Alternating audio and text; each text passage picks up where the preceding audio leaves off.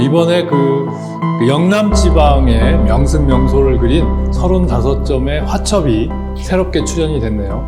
1990년대에 유현재 소장 그 조선시대 서화첩의 도록이 나왔었는데 거기에 소개됐던 그림이 한국으로 다시 환수하게 된 거죠. 이 그림들은 영남 지방의 35곳을 청록산수로 먹으로 그림을 그리고 청록색을 얹어서 아주 그림 같기도 하고 지도 같기도 하고 이런 성격의 그림 화첩이 출연을 했습니다. 이 화첩이 언제 제작됐는지 제작 시기를 알 수 있는 지명이 이렇게 있더라고요. 그 지명 중에 이 거제 한산도하고 산음, 그 다음에 안음 이런 지명이 있는데요. 이 지명이 바뀌거든요. 그 바뀐 모습을 통해서 이 화첩의 제작 시기가 1757년에서 1767년 이 사이에 그려졌다 하는 것을 밝힐 수 있는 거죠. 이 그림은 거제 한산도 그림이죠. 한산도는 이제 이순신 장군이 임진왜란 승리한 지역으로 유명하죠. 그래서 여기에 이제 그걸 기념해서 1739년에 통제사로 내려왔던, 지금으로 하면 이제 해군 사령관이 되겠죠. 그 수군 통제사가 조경이라고 하는 수군 통제사가 와서 여기에 그 이순신 장군의 승리를 기념하는 제승당을 여기에 세워요. 이게 이제 1740년입니다. 영조 때. 그런데 이 그림에 또 하나 중요한 포인트가 여기 통영이 그려져 있죠. 통영 항구가 그려져 있고 그 위로 오른쪽으로 조금 올라가면 굴량항 이 해협에 다리를 놓은 그림이 그려진 게 또 주목이 되는데요. 바로 이 다리가 영조 때 1757년에 목책다리를 세웠다는 그런 기록이 나와요. 그래서 이 화첩이 아마도 이 굴량교라고 하는 이 다리가 세워진 이후에 그려졌다는 걸 알 수가 있죠. 또 이 화첩이 그려진 시기를 알 수 있게 해주는 대단히 중요한 지명이 등장하는데요. 그 하나가 산음과 또 하나가 안음이에요. 그래서 이 산음과 안음이라고 하는 이 지명은 1767년에 산청과 안의로 지명이 바뀌거든요. 그러니까 그 지명이 바뀐 이전에 그려진 화첩이라는 걸 알 수가 있죠. 그 산음 환화정이라고 하는 그림인데요. 여기에 산음이라고 하는 지명을 썼거든요. 그 산음에서 이제 산청으로 바뀐 해가 영조 때 1767년이에요. 그때 무슨 일이 있었냐면 경상도 관찰사의 보고에 따르면 그 산음에서 7살짜리 여자아이가 아이를 낳았다고 하는 일이 보고가 되는데 그 일을 그게 좋지 않게 본 것 같아요. 그래서 산음, 음자가 이제 그늘 음자잖아요. 그래서 그 지명 때문에 그런 일이 있나 보다 해서 아마 맑을 청자로 그 지명을 바꿨답니다. 그게 이제 당시 중앙정보 기록에 이렇게 나옵니다. 산음을 산청으로 바꿀 때 같이 바로 옆에 있었던 현이죠. 그 안음이라고 하는 현이 있어요. 그 안음을 동시에 안의로 바꾸는 음자가 또 그늘 음자잖아요. 그런데 이 안음에는 또 무슨 일이 있었냐면 영조 초기에 무신난 혹은 이인저의 난이라고 하는 것이 벌어지는데 그때 이인저의 동조에서 그 영조의 등극을 반대하는 그런 운동이 일어나죠. 그래서 거기에 그걸 주도한 사람이 이 안음 출신의 정일양이라고 하는 사람이 있었어요. 그래서 이 안음이라고 하는 이름을 안의, 그늘음자를 오르의자로 의의자로 바꿔서 안의로 바꾸는 거죠. 바로 이제 거제의 굴량교가 1757년, 그 다음에 산청과 안의로 바뀌기 이전 산음과 안음의 지명을 쓰고 있으니까 1767년이 되죠. 그러니까 1757년에서 1767년 사이에 이 화첩이 제작이 된 것을 알 수가 있는 거죠. 이 화첩의 특징은 그 영남 지방의 35곳의 명승, 명소를 이렇게 포착한 그림인데요. 크게 나누면 두 가지로 구분이 될 것 같아요. 하나는 산수화적인 요소, 그러니까 산과 계곡을 잘 그린 그림. 당시 조선 후기에 gem제 정선 이후에 발달한 진경산수화의 영향이죠. 경주나 이런 그 광활한 그 도시를 고을을 그린 그림의 경우는 지도 같아요. 그래서 이 화첩은 진경산수화적인 매력과 지도적인 요소가 복합돼 가지고 영남 지방의 아름다운 땅을 한 화첩으로 꾸민 거죠. 이 화첩은 그 순서가 잘 알 수 없는 그런 전부 낱장으로 구성이 돼서 순서를 잘 알 수 없는데요. 아무튼 제가 보기에는 이 화첩의 첫 장은 지리산일 것 같아요. 그러니까 경상도 서쪽의 첫 출발지가 지리산이잖아요. 그래서 저는 아마 산청에서 본 지리산의 모습을 그렸고, 그 위에 이제 천왕봉이 제일 잘 보일 수 있는 데가 산청이거든요. 이 그림을 보면 청록산수인데 그 푸른색하고 녹색이 이렇게 잘 아름답게 이렇게 갖춰졌는데, 간간히 나뭇 잎사귀에 젓갈색이 이렇게 표현되어 있어요. 가을 풍경이죠. 그래서 지리산의 가을을 감상하는 두 사람이 보여요. 지금 언덕에 큰 나무 그늘 아래 두 사람이 대화하고 있잖아요. 이런 거. 그 다음에 이제 그 지리산에 들어가는 또 신선 같은 인물이 한 사람 보이고요. 이렇게 이제 전통적인 산수화가 가진 의미, 그러니까 이런 아름다운 풍경의 풍요와 은희를 추구하던 그런 유교문인들의 정신이 이 화첩에 담겨 있는 거죠. 이 화첩의 그 산수화 그림들이, 청록산수로 그려진 이 그림들이 대체로 그 조선 후기 gem제 정선 이후에 진경산수화의 영향을 많이 받고 있거든요. 그 중에 이제 이 안음 심진동의 풍경을 한번 보실까요? 이번 이 글을 쓰기 위해서 제가 시간이 많지 않아서 15군데 정도를 이제 현장 답사를 했는데, 이번 답사에서 이 심진동 입구에 있는 풍류암이라고 하는 바위 글씨가 있는데요. 지명이 있는데, 그것을 현장에서 풍류암이라고 하는 바위에 새겨진 글씨를 찾았어요. 근데 엄청나게 기뻤죠. 그리고 이 풍류암이라는 글씨가 있었다고 하는 게 별 보고서가 안 나와 있더라고요. 그 다음에 체호암을 거쳐서 장수사로 들어가거든요. 바로 이제 그 중간에 장수사 터를 만나게 되고, 지금은 폐사가 됐습니다.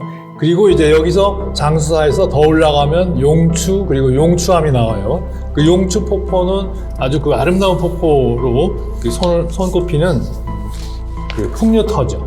지금 용추를 올라가면 이런 풍경이 전개돼요.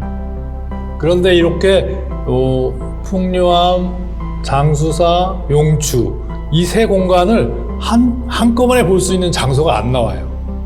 막 드론을 띄워도 사실은 포착이 안 되는 풍경이죠. 그러니까 이 세 곳, 풍류암, 장수사, 용추 이 세 부분을 현장에서 보고 스케치해가지고 그걸 합성한 거죠. 어떻게 보면 현대 디지털 예술하고 같이 간다고 생각이 드는데, 바로 이러한 부감에서 합성하는 이런 화법이 전형적인 gem제 정선의 금강산을 그리는 그런 화법이에요. gem제 정선의 진경산수 화법인 거죠.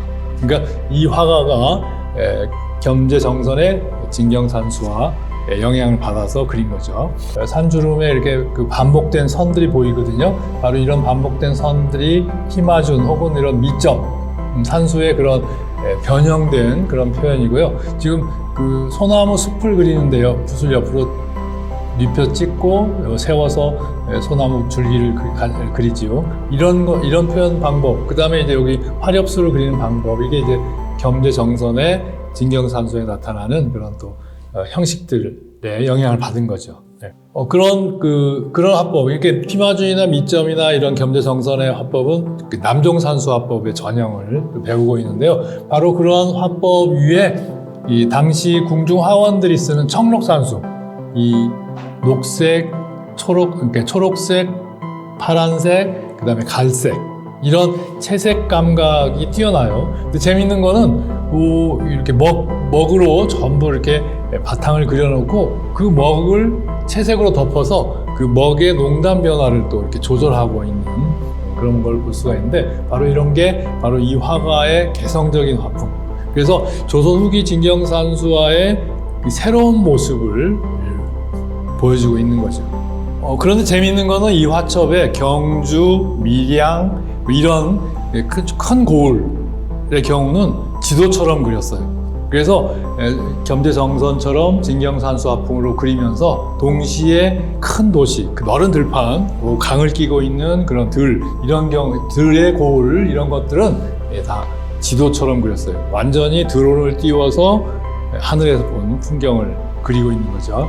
이게 근데 대표적인 예가 경주 봉황대예요.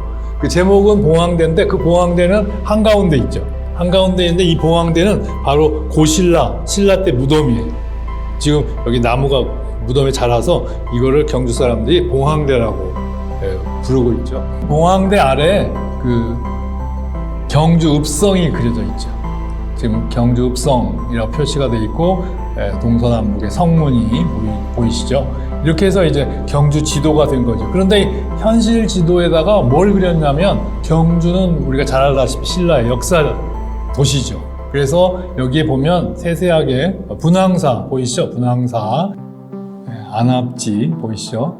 첨성대를 네모지게 그리긴 했네요. 그다음에 반월성, 그다음에 나정, 포석정, 오능, 보혈왕릉 이렇게 이제 지명을 옛 역사의 지명을 쭉 쓰고 있죠. 그러니까 이건 당시 1760년대 당시 현실 경주이면서 경주의 역사 지도를 함께 복합시켜 놓은 거죠. 그래서 이 화첩은 1760년대 진경산수화와 지도 그림들을 이렇게 복합해서 꾸몄어요. 그러니까 경상도 일대, 경상남북도 일대의 아름다운 곳, 중요한 명소를 이렇게 지도와 산수화 형식으로 그리면서 화첩을 만든 거죠. 근데 이게 조선후기 겸재 이후 진경산수화의 발달과 함께 큰 의미를 지니는 게 바로 이런 진경산수화풍이 여러 문인 화가들이나 화원 화가들에게 영향을 미치기도 했지만 지도 제작에 영향을 미쳐요. 그래서 이 겸재정선의 진경산수화 영향이 예를 들어 18세기 후반에 도성도, 서울을 그린 도성도, 그 다음에 지방의 군현지도 이런 지도들이 18, 19세기에 발달할 때 바로 이 화첩, 이 영남첩의 이 영향이 있었던 거죠. 그러니까 이 화첩의 위상이 바로 진경산수화의 새로운 형식이면서 다음 세대의 지도 제작에 큰 영향을 미친 그런 중요한 위상을 갖고 있다 이렇게 볼 수 있죠. 이 35점의 영남지방 명승도 첩은요 분명히 이제 도화서 화원 출신들이 그렸을 텐데 그럼 중앙정부에서 그렸든지 지방자치정부에서 그렸든지 했을 텐데요. 보니까 이 시기에 전라도라든지 충청도라든지 경기도라든지 다른 도에 이런 유형의 화첩 그림이 없어요.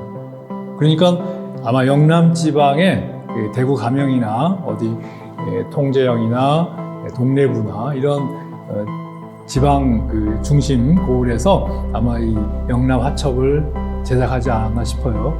조선시대의 경상도의 중심, 그러니까 경상도 관찰사, 지금으로 하면 도지사가 있는 곳이 대구 가명이었죠. 그런데 이 화첩에 대구 그림이 없어요. 그러면 아마 대구 그림이 빠졌든지 아니면 동래나 통영 쪽에서 그렸든지 할 것 같아요. 이 시기에 1757년에서 67년 사이에 중앙의 도화서 화원이 이 지방의 지역에 이렇게 파견된 사례를 찾아보니까 동래하고 통영의 통제영에 두 군데 있었는데요. 부산 동래는 대체로 대일 관계, 일본을 왔다 갔다 하는 그런 통신사들의 그런 일과 관련한 그림들을 많이 그린 것 같고요. 통제영, 그렇게 볼 때 이제 통제영에 파견된 화원이 아닌가 이런 생각을 해봅니다. 통영에 가면 통제영이 있었고요. 그 통제영에 삼도 수군 통제사가 위치하죠. 삼도 수군 통제사는 충청도, 전라도, 경상도 3도의 수군을 관장하는 관청이 있었던 거예요. 통제영이. 그러니까 지금으로 하면 아마 해군 사령관 되겠죠. 거기에 이제 그 해군 사령관의 첫 번째 1번이 이순신 장군이에요. 그래서 임진왜란을 승리로 이끌었던 유적이 이 통영 한산도 이런 데 있는 거죠. 그 통영 세병관에 가면 그 통영의 관리들이 이렇게 쭉 현판으로 그 당시 이름들이 이렇게 다 쓰여 있는데, 거기에 1757년에서 67년 사이에 화사로, 그러니까 도화서 화원이 파견된 그런 명단이 쭉 있어요. 이 현판들을 보니까요, 화사 김광배, 그 다음에 화사 장자등, 화사 김덕구, 그 다음에 화사 조정벽, 화사 한종효, 이렇게 5사람이 이 통영에 와 있었어요. 그러면 이 5사람 중에 누군가가 이 영남 명승첩을 제작한 거죠. 그러면서 또 그 다른 현판을 또 찾아보니까 단원 김홍도가 또 여기 1772년에 와서 근무를 했네요. 근데 마침 이 화첩은 화사 김홍도가 오기 직전에 완성이 돼서 좀 아쉽죠. 그래서 이 화첩의 그 미수사적 위치를 보면 바로 이제 겸재정선의 진경산수 화풍의 영향을 받은 도화서 화원의 그림인데, 마치 여기에 그려진 화풍들은 우리가 잘 아는 단원 김홍도는 그림을 잘 그린 화가잖아요. 정말 대상을 사실적으로 잘 그린 그런 화가인데, 바로 김홍도 바로 직전의 그림이죠. 그러니까 영조 시절의 겸재정선에서 정조 시절의 영조 말 정조 시절의 김홍도 사이에 그려진 그림이에요. 그러니까 좀 대상을 보고 우리 풍경을 보면서 진경산수화가 보다 이제 눈에 보이는 대로 그리는 것보다 느낌대로 그리는, 기억대로 그리는 그런 전통에서 눈으로 본 대로의 사실적인 그림을 완성해가는 그런 단계, 김홍도의 출현 단계까지 변하는데, 그 변화 속에 이 영남 실경첩이 딱 중간에 놓이게 됩니다. 겸재정선과 김홍도 사이에 도화서 화원들이 이 영남 명승들을 이렇게 그린 이런 화풍, 그리고 이런 우리 땅을 그리는 이런 기법이 바로 이제 조선시대 후기, 18세기 후반, 19세기에 크게 유행하는 고지도의 발달, 특히 이제 군현지도라고 해서 각 지역별로, 군현별로 그런 지도를 그리는 전통이 국가적인 사업으로도 이렇게 벌어지는데요. 그런 지도를 만드는 기반이 바로 이 영남첩, 1760년대 그려진 이 영남첩에서 시작이 됐다. 이 영남명승 35경첩은 바로 이제 조선 후기 진경산수화의 역사하고, 그 다음에 18, 19세기에 발달하는 군현지도, 회화식 지도의 역사하고를 함께 갖고 있는, 그리고 그 두 역사의 가장 중요한 위치에 놓인 보물이라고 봅니다.